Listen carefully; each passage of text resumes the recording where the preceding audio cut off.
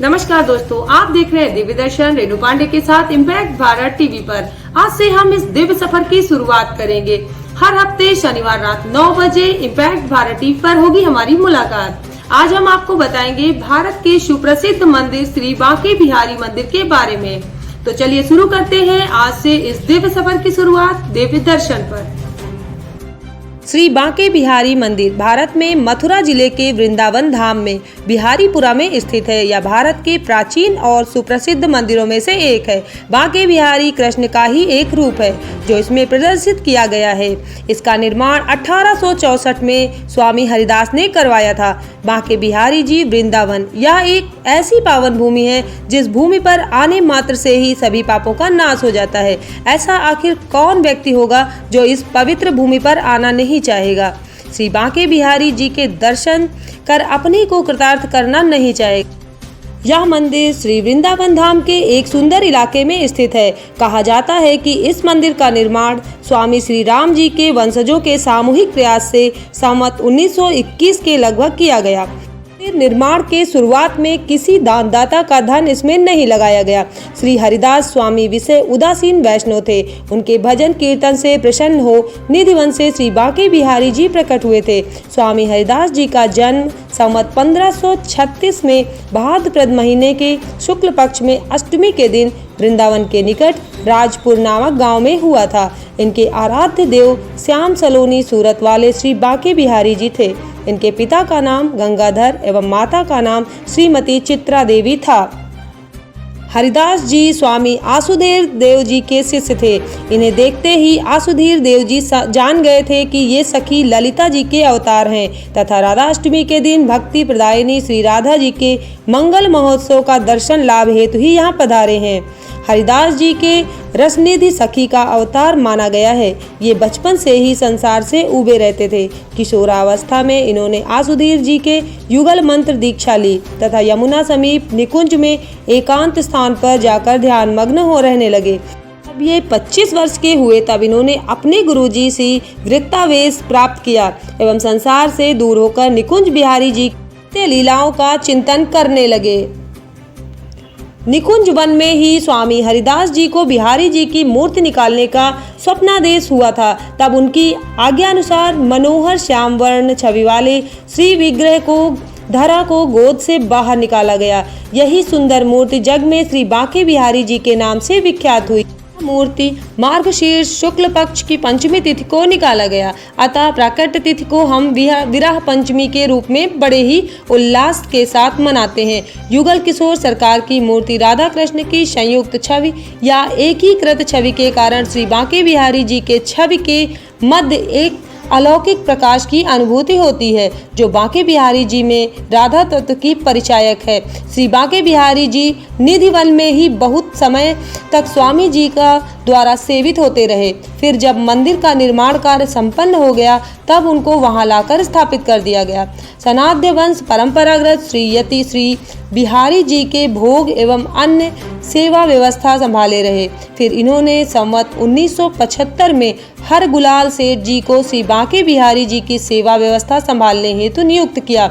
तब इस सेठ जी वेरी, कोलकाता, रोहतक इत्यादि स्थानों पर श्री बांके बिहारी जी ट्रस्ट की स्थापना की गई। इसके अलावा अन्य भक्तों का सहयोग भी इसमें काफ़ी सहायता प्रदान कर रहा है। आनंद का विषय यह है कि काला पहाड़ के उत्पात की आशंका से अनेक विग्रह स्थानांतरित हुए परंतु श्री बांके बिहारी जी यहाँ से स्थानांतरित नहीं हुए। आज भी उनकी यहाँ प्रेम सहित पूजा चल रही है।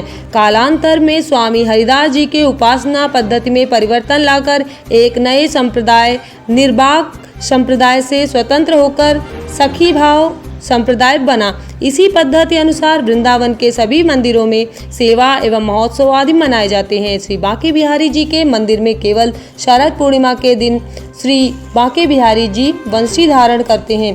केवल श्रावण तीज के दिन ही ठाकुर जी झूले पर बैठते हैं एवं जन्माष्टमी के दिन ही केवल उनकी मंगल आरती होती है जिसके दर्शन सौभाग्यशाली व्यक्ति को ही प्राप्त होते हैं और चरण दर्शन केवल अक्षय तृतीया के दिन ही होता है।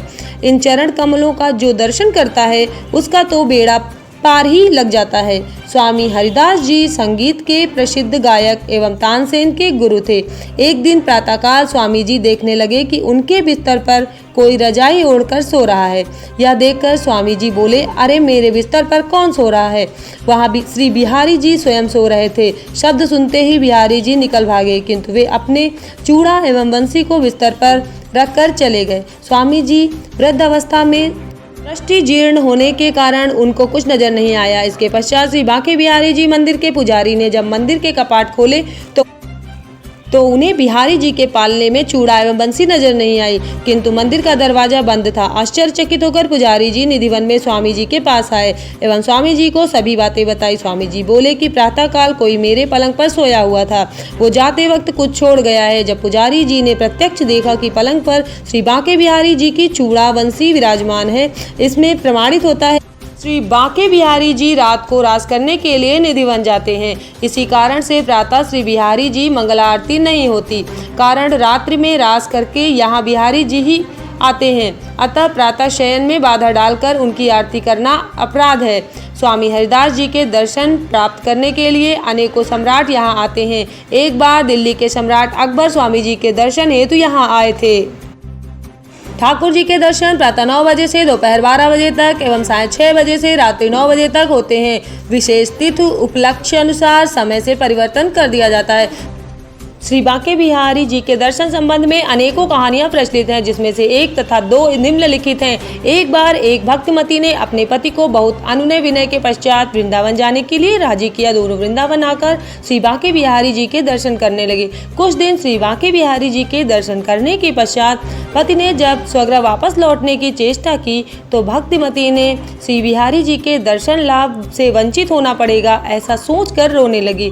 संसार बंधन के लिए स्वगृह जाएंगे, इसलिए श्री बांके बिहारी जी के निकट रोती रोती प्रार्थना करने लगी, हे प्रभु, मैं घर जा रही हूँ, किंतु तुम चिरकाल मेरे पास निवास करना। ऐसा प्रार्थना करने के पश्चात वो दोनों रेलवे स्टेशन की ओर घोड़ा गाड़ी में बैठकर चल दिए।